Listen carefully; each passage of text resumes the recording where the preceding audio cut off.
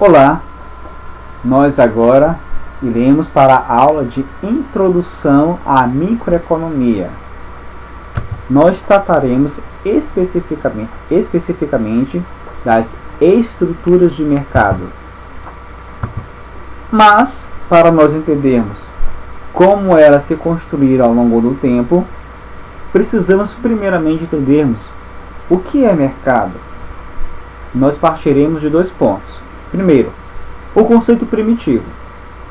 Entendia-se o mercado naquele tempo, anos atrás, que era um lugar determinado, onde os agentes econômicos realizavam suas transações.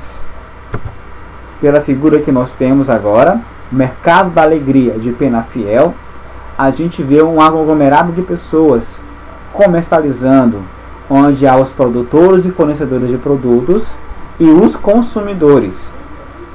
Entendia-se naquele tempo em que o mercado, na verdade, naquele tempo o mercado acontecia em lugares exatos, em grandes centros comerciais, onde as pessoas se deslocavam, andavam léguas e léguas, quilômetros e quilômetros, para poderem fazer as suas compras. Já no conceito moderno, define-se pela existência de forças aparentemente antagônicas, as da procura e as da oferta.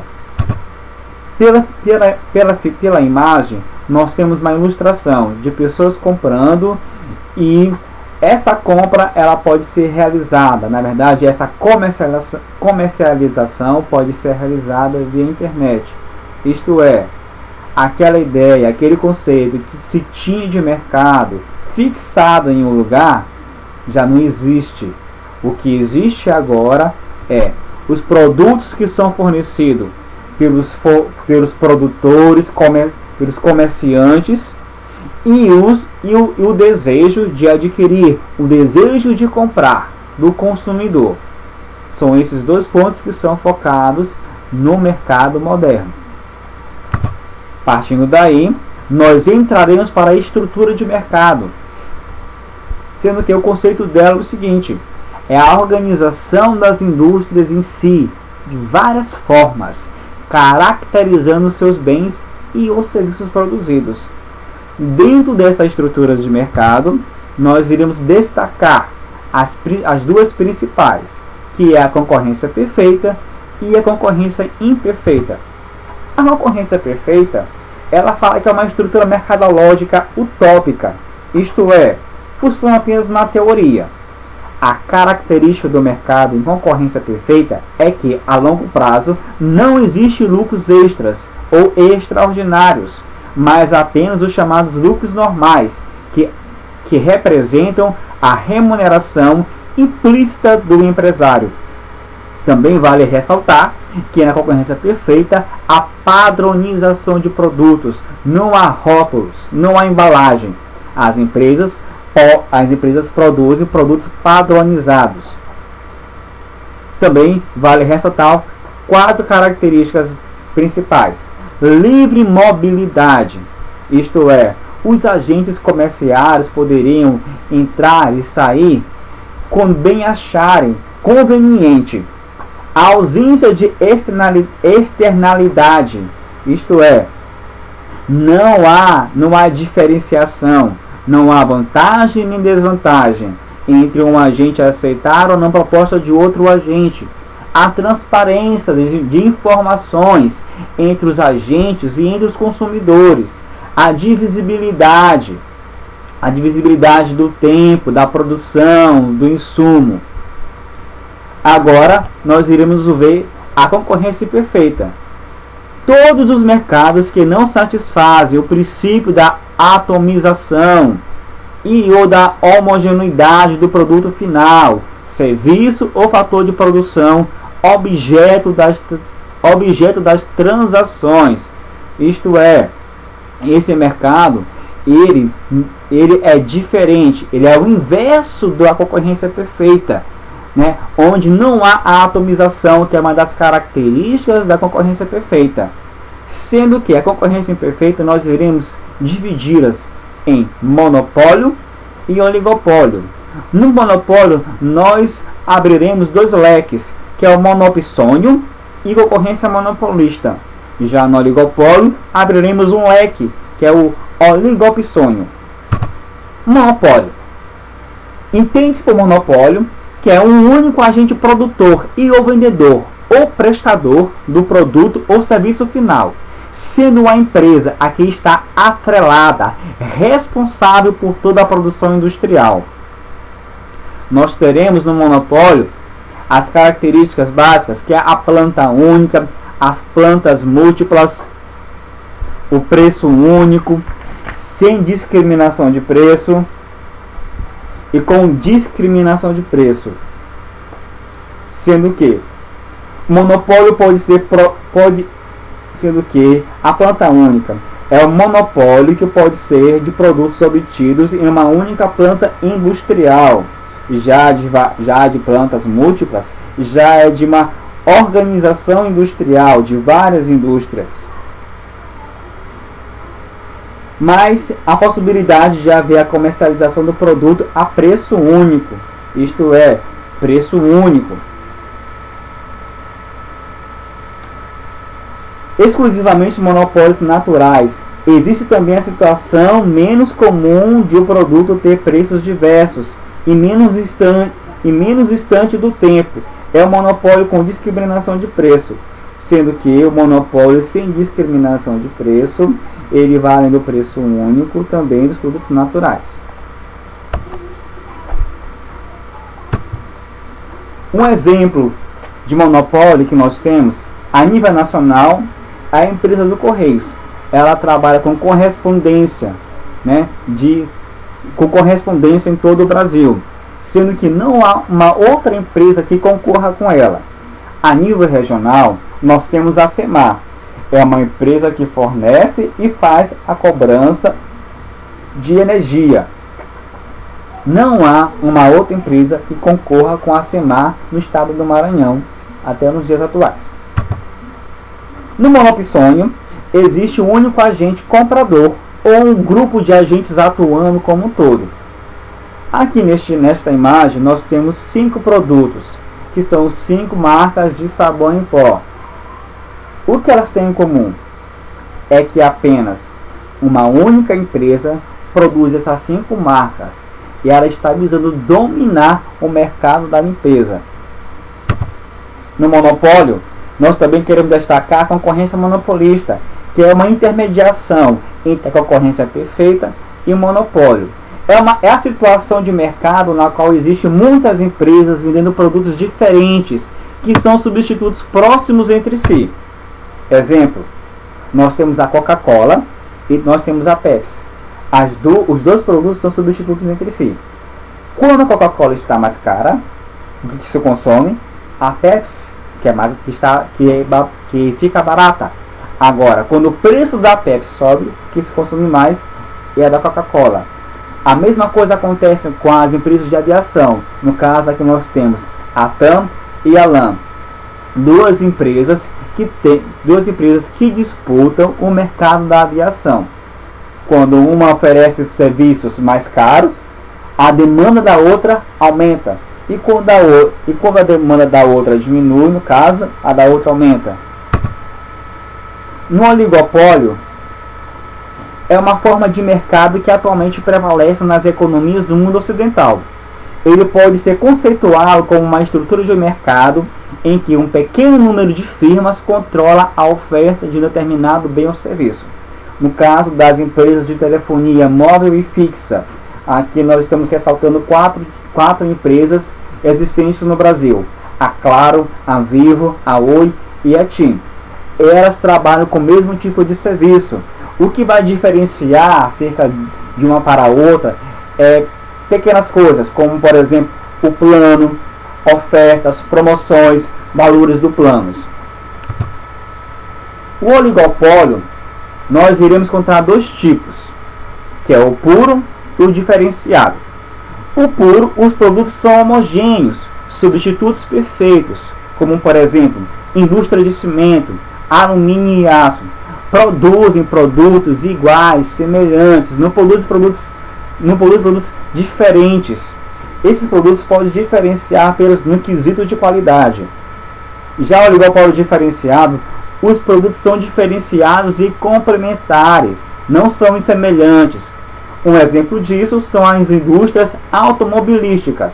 Pensamos só, uma indústria automobilística, uma parte dela trabalha com a montagem do chassi, do motor, a outra vem e faz a pintura, faz o estofamento, faz os pneus e assim por diante. A mesma coisa com a informática.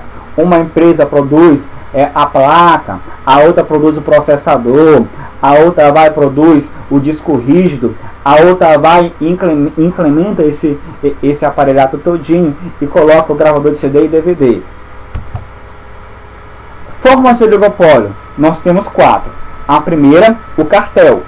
O cartel funciona da seguinte maneira: é uma associação entre empresas do mesmo ramo de produção com o objetivo de dominar o mercado e disciplinar a concorrência. Temos como exemplo posto de gasolina. Trust, reunião de empresas que perdem seu poder individual e submetem ao controle de um conselho de trusts. Surge uma nova empresa com poder maior de influência sobre o mercado. Exemplo, nós temos a Danone, que é dona de outras 2 empresas. No caso aqui, é a Paulista e o Poços de Caldas. Temos a Unilever, que também é dona de outras 2 empresas, a Clica e o Arisco. Outra forma é o holding, empresa que, pela posse majoritária das ações, mantém o controle e administra outras empresas, que são subsidiárias. Por exemplo, nós temos a Camargo Correia, que é uma grande organização empresarial que trabalha com mineração, que trabalha com construção civil. Temos também o Grupo Silvio Santos, um dos seus proprietários, que é o famoso apresentador do SBT, Silvio Santos. Também temos outra forma, a 4ª e última forma, o conglomerados.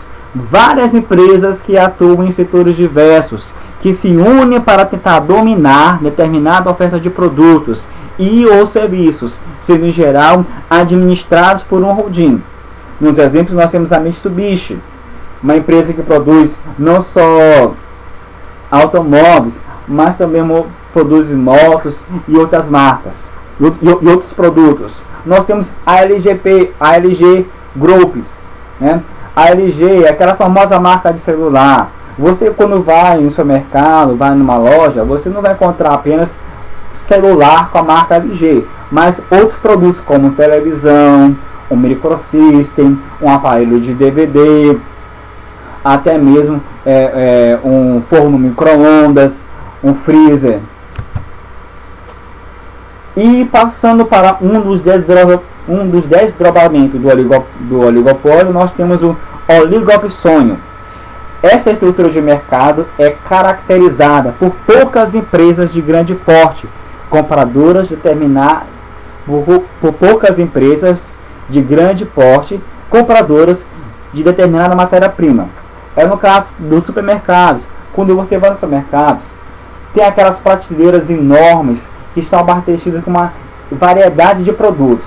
Você não vai encontrar no supermercado um tipo de arroz, um tipo de leite, um tipo de carrão, mas você vai encontrar uma variedade de produtos em que você vai apenas escolher em relação ao preço e à qualidade. E quais são os efeitos dessa estrutura? Puxando para o lado do monopólio, os efeitos dessas estruturas são: para se ter equilíbrio, será deduzido do preço, onde o monopolista encontrará mais lucro, ou seja, um preço pelo qual ele consiga o máximo de consumo pelo público daquele mercado. Do mesmo modo, o monopolista pode forçar uma alta nos preços de seus produtos, produzindo deliberadamente menos ou para evitar a entrada de um concorrente na mesma faixa de mercado que este domina. Pode baixar os seus preços, inibindo a entrada de um novo produtor. Puxando para o oligopólio, os efeitos são: uma tendência dentro deste tipo de mercado é a formação do cartel, um acordo entre poucos fornecedores que irá manter o preço de seu produto em um determinado nível que proporcione lucros a todos os controladores do mercado. Desta forma, originando uma situação bastante semelhante à do monopólio. E para concluir, nós temos uma tabela fazendo o resumo de tudo que nós falamos. Nós temos as estruturas de mercado. Em relação às estruturas, temos o número das empresas, diferenciação do produto, condições de entrada e saída, controle sobre o preço e exemplos. No monopólio, número de empresas, só uma empresa. Oligopólio, são poucas empresas. Concorrência monopolista, considerável. Concorrência perfeita, muitas empresas. Diferenciação do produto. No monopólio, produto único. No oligopólio, produto diferenciado ou padronizado. Na concorrência monopolista, o produto é diferenciado. Na concorrência perfeita, o produto é padronizado. Condições de entrada e saída. No monopólio, é bloqueada. No oligopólio, é difícil. Na concorrência monopolista, relativamente fácil. Na concorrência perfeita, fácil. Controle sobre o preço. No monopólio, o controle é forte. No oligopólio, esse controle é considerável. Na concorrência monopolista, o controle sobre o preço é leve. Na concorrência perfeita, o controle sobre o preço é nenhum. Exemplos de monopólio: Petrobras. Oligopólio: Ford, Fiat, Chevrolet, Volkswagen.